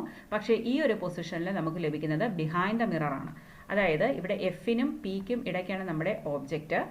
ആദ്യത്തെ രേഖ നേരെ വന്ന ഒരു ആംഗിൾ ഐയിലാണ് പതിക്കുന്നത്. So it reflects back with angle r, same ആംഗിളിൽ റിഫ്ലക്ട് ചെയ്യുന്നു. ഇനി രണ്ടാമത്തെ രേഖ നമ്മൾ സെൻറ്റർ ഓഫ് കർവേച്ചറിൽ കൂടിയാണ് എടുത്തിരിക്കുന്നത്. അതുകൊണ്ട് തന്നെ നമുക്കറിയാം ഈ രേഖകൾ രണ്ടും ഒരിക്കലും കൂട്ടിമുട്ടാൻ പോകുന്നില്ല. ഇവരിങ്ങനെ വിടർന്ന് വ്യത്യാസമായിട്ട് പോയിക്കൊണ്ടിരിക്കുക അല്ലേ. അപ്പോൾ നമുക്കറിയാം പിറകിലോട്ട് നമ്മൾ പ്രൊഡ്യൂസ് ചെയ്ത് കഴിഞ്ഞാൽ ഇവ എവിടെ മീറ്റ് ചെയ്യുന്നുണ്ട്? വെർച്വലായിട്ട് ഇവിടെ ഒരു പോയിന്റിൽ മീറ്റ് ചെയ്യുന്നുണ്ട്. അപ്പോൾ അവിടെ നമ്മളൊരു ഇമേജ് വരച്ചു കഴിഞ്ഞാൽ ഇതാണ് നമുക്ക് ലഭിക്കുന്ന വെർച്വൽ ആൻഡ് ഡയറക്റ്റ് ഇമേജ്. ഇതുവരെയുള്ള എല്ലാ ഇമേജും നമുക്ക് പ്രിൻസിപ്പൽ ആക്സിസിന് താഴേക്കാണ് ലഭിച്ചത്. ഇവിടെ മാത്രം പ്രിൻസിപ്പൽ ആക്സിസിന്റെ മുകളിലാണ്, അത് ഇറക്റ്റ് ഇമേജ് ആണ്. പക്ഷേ ഇവിടെ രേഖകൾ ആക്ച്വൽ മീറ്റ് ചെയ്യുന്നില്ല. കാരണം നമുക്ക് ഈ മിററിന്റെ മറ്റേ ഭാഗം കണ്ടുകൂടാ, നമുക്ക് മിററിന്റെ ഇപ്പുറത്തുള്ളതേ കാണാൻ പാടുള്ളൂ. എന്നാലും നമ്മൾ അസ്യൂം ചെയ്യുകയാണ് അല്ലേ. അപ്പോൾ അതൊരു വെർച്വൽ ഇമേജ് ആണ്. എവിടെയാണ് ലഭിക്കുന്നത്? Behind the mirror. അപ്പോൾ നമ്മളിവിടെ കണ്ടു കഴിഞ്ഞു ഇമേജിൻ്റെ പൊസിഷൻസ് നമ്മുടെ ഓബ്ജക്റ്റ് പൊസിഷൻ അനുസരിച്ച് വ്യത്യാസം വരും, സൈസും വ്യത്യാസം വരും. പക്ഷേ നമ്മളിപ്പോൾ പഠിച്ച ഈ കോൺകേവ് മിററിൽ എല്ലാ തരത്തിലുള്ള ഇമേജസും ഫോം ചെയ്യുന്നുണ്ട് അല്ലേ. അതായത് നേച്ചർ നോക്കിക്കഴിഞ്ഞാൽ റിയൽ ആൻഡ് ഇൻവേർട്ടഡും ഫോം ചെയ്യുന്നുണ്ട്, വെർച്വൽ ആൻഡ് ഇറക്റ്റും ഫോം ചെയ്യുന്നുണ്ട്. ഇനി നമ്മൾ അതിൻ്റെ സൈസ് നോക്കിയാലോ, ഡിമിനിഷ്ഡ് ഫോം ചെയ്യുന്നുണ്ട്, സെയിം സൈസ് ഫോം ചെയ്യുന്നുണ്ട്, എൻലാർജ്ഡും ഫോം ചെയ്യുന്നുണ്ട്. അപ്പോൾ എല്ലാ തരത്തിലുള്ള ഇമേജും ഫോം ചെയ്യാൻ കഴിവുള്ള ഒരുതരം മിററാണ് എന്ത്?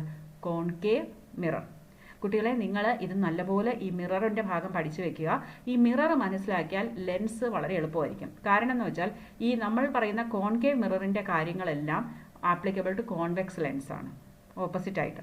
അതുപോലെ കോൺവെക്സ് മിററിൽ പഠിക്കുന്നത് കോൺകേവ് ലെൻസും. ഞാൻ എങ്ങനെയാണ് ഓർത്ത് വയ്ക്കുന്നത്? ഞാൻ കോൺകേവ് മിററും കോൺവെക്സ് മിററും മാത്രമേ പഠിച്ചു വയ്ക്കുകയുള്ളൂ. അപ്പോൾ ലെൻസ് നമുക്ക് ഓട്ടോമാറ്റിക്കലായിട്ട് നമുക്ക് ഓർത്ത് വയ്ക്കാൻ പറ്റും. ഓക്കെ, അപ്പോൾ നിങ്ങൾ ആദ്യം ചെയ്യേണ്ട എന്താണ്?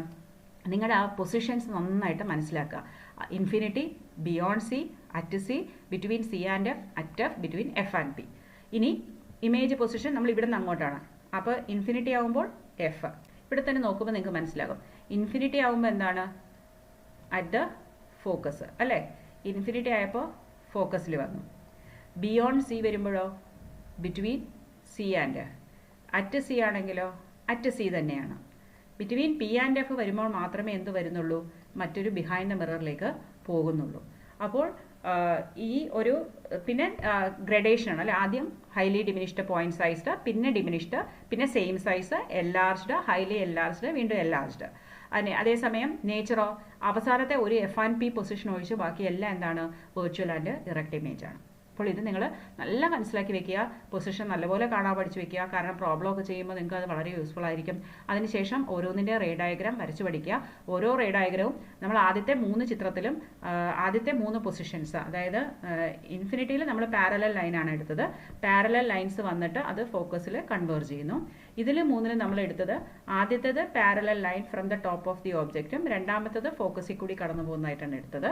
ലാസ്റ്റ് 2 നമ്മൾ എടുത്തത് ആദ്യത്തേത് ഒരെണ്ണം പാരലൽ ആയിട്ട് അല്ലെങ്കിൽ ഒബ്ലിക് ആയിട്ട്, മറ്റേത് സെന്റർ ഓഫ് കർവേച്ചറും കൂടെ നമ്മൾ കൺസിഡർ ചെയ്തു. അപ്പോൾ ഇത് നിങ്ങൾ വരച്ച് പഠിക്കണം. ഒരു റേ ഡയഗ്രാം തീർച്ചയായിട്ടും നിങ്ങൾക്ക് ലഭിക്കും. മാർക്ക് വെറുതെ കളയരുത്. ഇനി നമ്മൾ പഠിക്കുന്ന രണ്ടാമത്തെ മിറർ ഏതാണ്? കോൺവെക്സ് മിറർ അല്ലേ. കോൺവെക്സ് മിററിലും റേ ഡയഗ്രാം ഉണ്ട്, പക്ഷെ അവിടെ 2 പൊസിഷനേ ഉള്ളൂ. ഇവിടെ റൂള് ഓൾമോസ്റ്റ് സെയിം ആണ്. നമ്മൾ പക്ഷെ പറയുമ്പോൾ ഒരു ചെറിയ വ്യത്യാസമുണ്ട്. അതായത് പാരലൽ ആയിട്ട് വരുന്നു അല്ലേ, റിഫ്ലക്റ്റഡ് ഫ്രം ദ ഫോക്കസ് എന്ന് പറയുമോ. മറ്റേതിൽ എന്തായിരുന്നു? പാസ് ത്രൂ ദ ഫോക്കസ് അല്ലേ. ഇവിടെ ഫോക്കസിലൂടെ പാസ് ചെയ്യാൻ പറ്റില്ല. എന്തുകൊണ്ടാ?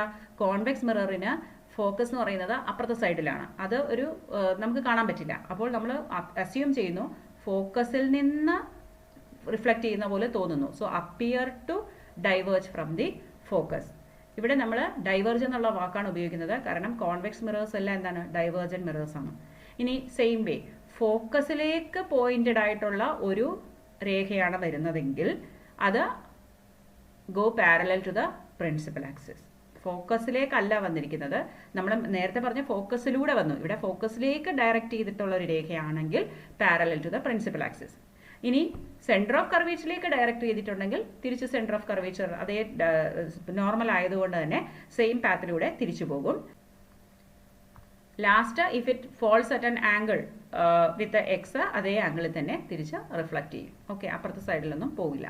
അപ്പോൾ ഈ 4 റൂൾസ് വീണ്ടും നമ്മൾ ഉപയോഗിക്കുന്നു. പക്ഷേ ഇവിടെ നമുക്ക് 2 പൊസിഷൻ പഠിച്ചാൽ മതി.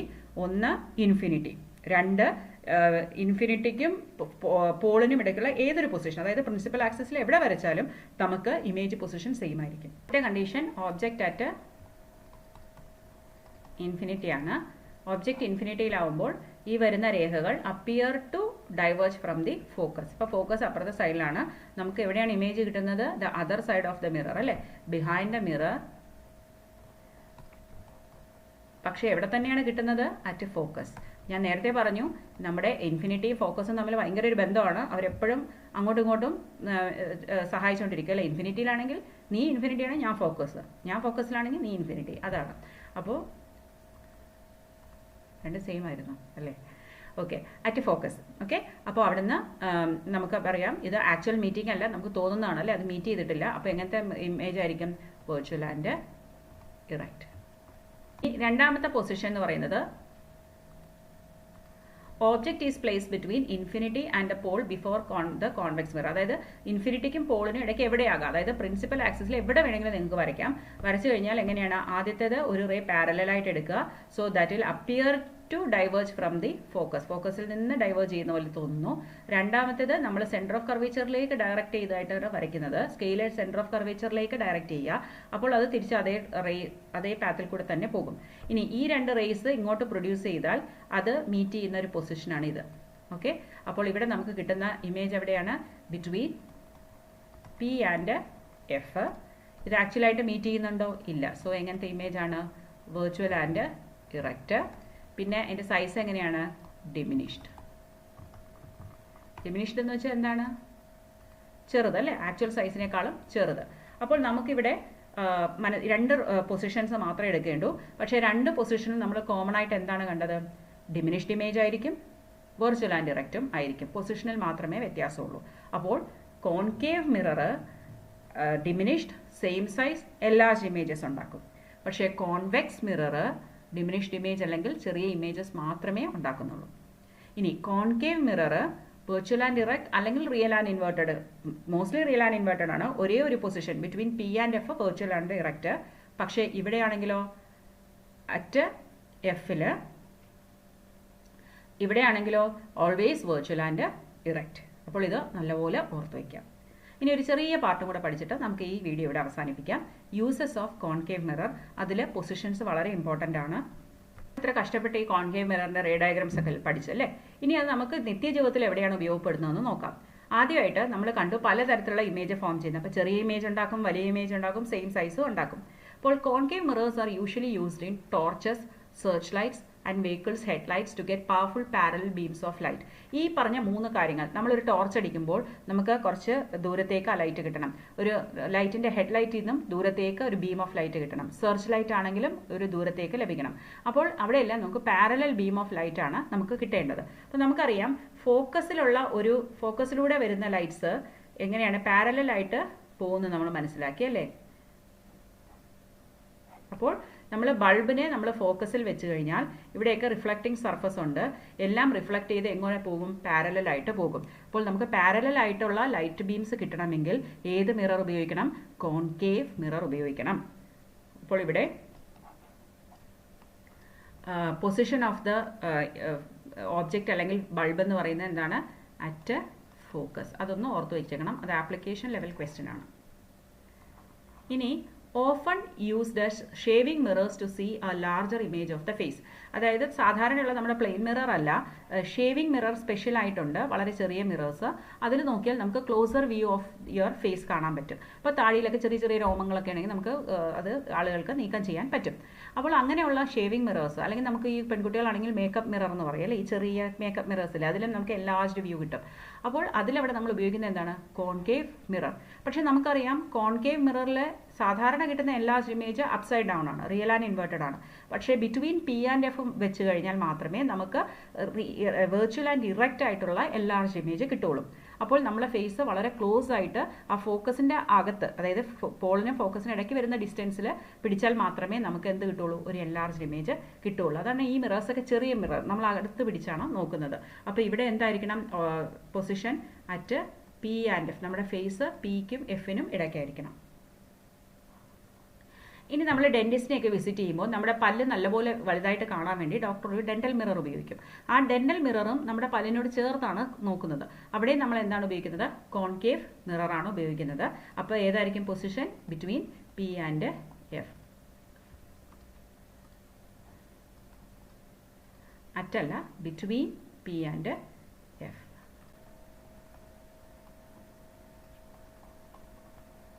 ഓക്കെ. ഇനി large concave mirrors are use to concentrate sunlight to produce heat in solar furnace. നമ്മുടെ സോളാർ ഫർണസിൽ നമ്മൾ ഉപയോഗിക്കുന്നത് കുക്കിങ്ങിനായിട്ടാണ്. അപ്പോൾ അവിടെ എല്ലാ ഹീറ്റും കൂടി കൺവേർജ് ചെയ്തൊരു പോയിന്റിലേക്ക് വരണം. നമ്മൾ കണ്ടു നമ്മുടെ കോൺകേവ് മിറർ എന്ന് പറയുന്നത് കൺവേർജിങ് മിററാണ്. അപ്പോൾ അതിൽ വന്നടിക്കുന്ന സൂര്യപ്രകാശം എല്ലാം കൂടി കൺവേർട്ട് ചെയ്ത് ഒരു പോയിന്റിലാക്കുകയും ആ പോയിന്റ് നല്ലപോലെ ഹീറ്റപ്പ് ആവുകയും ചെയ്യും. അപ്പോൾ അവിടെ നമ്മളൊരു ബൗളിൽ നമുക്ക് വേണ്ട കുക്ക് ചെയ്യേണ്ട സാധനം വെച്ച് കഴിഞ്ഞാൽ നമുക്ക് കുക്ക് ചെയ്ത് കിട്ടും ആ ചൂട് കൊണ്ട്. അത് നമ്മൾ മറ്റൊരു രീതിയിൽ നോക്കിയാൽ ഒരു ലെൻസ് കോൺകേവ് മിറർ ഉപയോഗിച്ചിട്ട് നമ്മൾ റേസിനെ റിഫ്ലക്ട് ചെയ്തൊരു പോയിന്റിൽ കൊണ്ടുവന്നാൽ അവിടെ ഒരു കോട്ടൺ വെച്ചാൽ അത് കരിഞ്ഞു പോകും. നമ്മൾ ലെൻസൊക്കെ വെച്ച് അങ്ങനെ ഒരു എക്സ്പെരിമെൻറ്റ് ചെയ്തിട്ടുണ്ടായിരിക്കാം. എനിക്കിപ്പോഴും ഓർമ്മയുണ്ട്. എനിക്ക് 9ാം ക്ലാസ്സിൽ അല്ല 8ാം ക്ലാസ്സിൽ എൻ്റെ ടീച്ചർ ഇത് ക്ലാസ്സിൽ കൊണ്ടുവന്ന് ജനലിൻ്റെ അവിടെ വെച്ച് കാണിച്ചതൊക്കെ എനിക്ക് നല്ല വ്യക്തമായിട്ട് ഓർക്കുന്നുണ്ട്.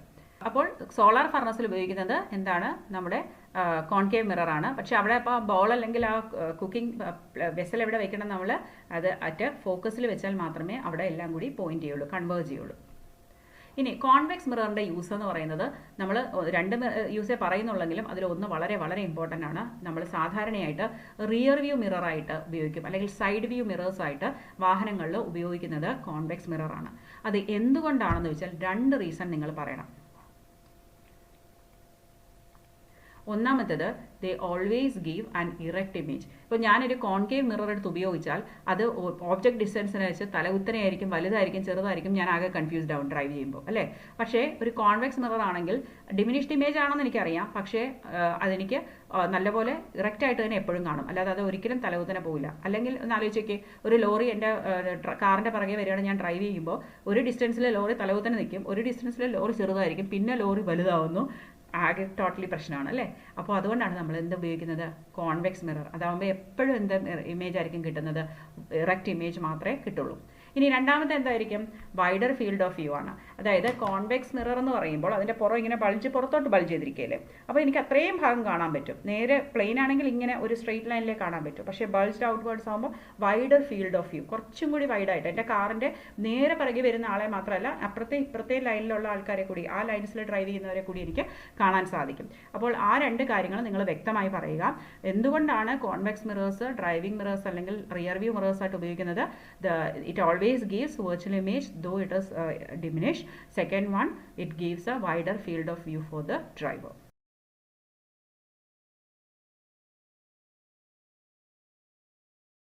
അപ്പോൾ ഇന്ന് നമ്മൾ പഠിച്ചത് മിറേഴ്സ് എന്തൊക്കെയാണെന്ന് മനസ്സിലാക്കി, ആ മിറേഴ്സിൽ എങ്ങനെയാണ് റിഫ്ലക്ഷൻ ഉണ്ടാകുന്നത് കോൺകേവിലും കോൺവെക്സിലും എന്ന് മനസ്സിലാക്കി. കോൺകേവ് കൺവേർജിങ് ആണ്, കോൺവെക്സ് ഡൈവേർജിങ് മിറർ ആണ്. പിന്നെ പല പൊസിഷനിൽ എങ്ങനെയാണ് ഇമേജ് ഫോർമേഷൻ എന്ന് മനസ്സിലാക്കി, അതിൻ്റെ യൂസസും പഠിച്ചു. ഇനി നമുക്ക് മിറർ ഫോർമുല അടുത്തൊരു ചെറിയ വീഡിയോയിൽ നമുക്ക് പഠിക്കാം. അപ്പോൾ ഈ പഠിപ്പിക്കുന്ന ഭാഗങ്ങൾ വ്യക്തമായിട്ട് മനസ്സിലാവുന്നുണ്ടെന്ന് കരുതുന്നു. ചില ന്യൂമറിക്കൽസ് ഒക്കെ ഞാൻ പോസ്റ്റ് ചെയ്യുന്നുണ്ട്, പക്ഷേ ന്യൂമറിക്കൽസ് ഞാൻ ഇംഗ്ലീഷിന് മാത്രമാണ് ഇപ്പോൾ വീഡിയോ എടുത്തിട്ടുള്ളത്. നിങ്ങൾക്ക് മലയാളം വേണമെന്നുണ്ടെങ്കിൽ നിങ്ങൾക്ക് എന്നോട് കമൻറ്റ് ബോക്സിൽ പറയാം. കാരണം ന്യൂമറിക്കൽസ് ആകുമ്പോൾ നിങ്ങൾക്ക് ഇംഗ്ലീഷും എനിക്ക് വലിയ ബുദ്ധിമുട്ടുണ്ടാക്കുമെന്നും തോന്നുന്നില്ല. പക്ഷേ എങ്കിലും എനിക്കറിയില്ല നിങ്ങളുടെ ഫീഡ്ബാക്ക് എന്താണെന്നുള്ളത്. നിങ്ങൾ ആവശ്യപ്പെടുകയാണെങ്കിൽ ഞാൻ തീർച്ചയായിട്ടും മലയാളത്തിൽ അത് ചെയ്യാൻ ശ്രമിക്കാം. അപ്പോൾ നിങ്ങൾ എല്ലാ കാര്യങ്ങളും കമ്മ്യൂണിക്കേറ്റ് ചെയ്യുന്നത് കമൻറ്റ് ബോക്സിലൂടെ ആയാൽ എനിക്ക് നല്ലൊരു ഫീഡ്ബാക്ക് ലഭിച്ചാൽ അതിനനുസരിച്ച് എൻ്റെ വീഡിയോകൾ മെച്ചപ്പെടുത്താൻ കഴിയും. അത് നിങ്ങൾക്ക് തന്നെ അത് ഉപകാരപ്പെടുകയും ചെയ്യും. നിങ്ങൾ എന്താണ് ആഗ്രഹിക്കുന്നത്, ഏത് ചാപ്റ്ററാണ് നിങ്ങൾക്ക് വേണ്ടത്, അല്ലെങ്കിൽ നിങ്ങൾക്ക് ക്വസ്റ്റ്യൻസ് ആണോ വേണ്ടത്, അതെല്ലാം എനിക്ക് നിങ്ങളിൽ നിന്നുള്ള ഫീഡ്ബാക്ക് അനുസരിച്ചേ ചെയ്യാൻ പറ്റുള്ളൂ. അപ്പോൾ അത് തീർച്ചയായിട്ടും കമ്മ്യൂണിക്കേറ്റ് ചെയ്യുക. എല്ലാവരുടെ മെസ്സേജസിന് ഞാൻ മറുപടി തരാറുണ്ട്. ഓക്കെ, നിങ്ങൾക്ക് എന്നെ കോൺടാക്ട് ചെയ്യണമെങ്കിൽ എൻ്റെ മെയിൽ ID കൊടുത്തിട്ടുണ്ട്. സോ നിങ്ങളുടെ ഫ്രണ്ട്സുമായിട്ടൊക്കെ വീഡിയോ ഷെയർ ചെയ്യാൻ ശ്രമിക്കുക. നിങ്ങൾ ഇത് സബ്സ്ക്രൈബ് ചെയ്തിട്ടില്ലെങ്കിൽ തീർച്ചയായിട്ടും സബ്സ്ക്രൈബ് ചെയ്യണം. Thank you for watching biology my passion.